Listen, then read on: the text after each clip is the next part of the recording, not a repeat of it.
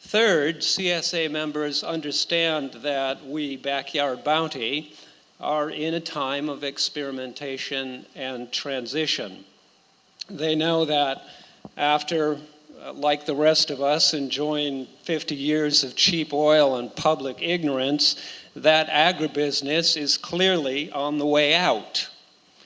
Not only is it increasingly economically unsound, it is, as we know, environmentally devastating, and we are no longer ignorant to that. And besides, we want food again, not a sexy round object that tastes like packing chips.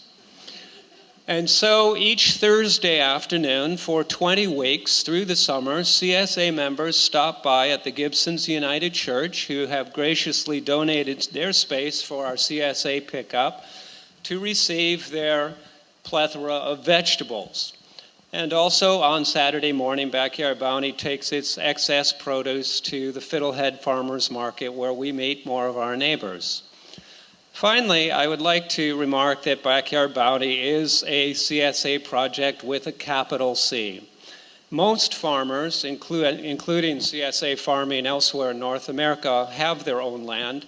However, Don and I rely completely on the enthusiasm and support of our neighbors, which is to say that we actually have no land of our own.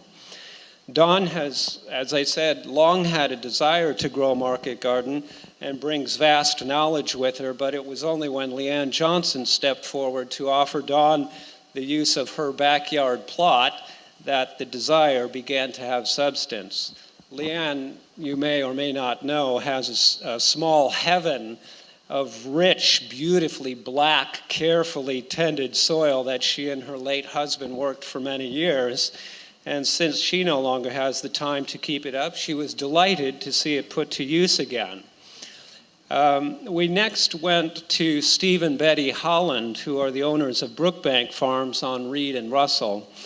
And Don and I frequently did our morning run past that corner and used to enviously eye a large unused plot there. And so one day we just got up our courage and knocked on the door to ask if we might rent that land. And instead, the Hollands offered it to us for absolutely nothing. Steve even plowed the fields for us, and after we got underway and green things started coming up, Steve said one day to Don, and I quote, "Little lady, you are amazing, and my Father is smiling from heaven right now to see the land used again."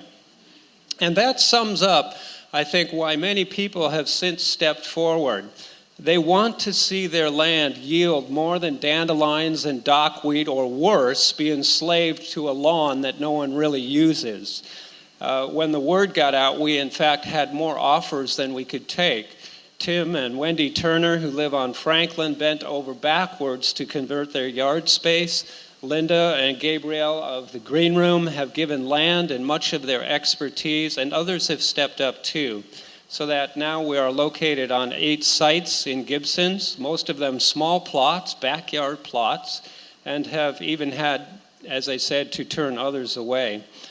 Some people are so happy to see us exist and want us to succeed that they have volunteered their time or work for slave wages, weeding and planting and harvesting. I would like to mention Julie and Johan, Grace Burns, Debbie Weeks, Joe, Sarah and Hannah, and Rita Hansen, to name a few. And so our future, we feel, is promising but precarious.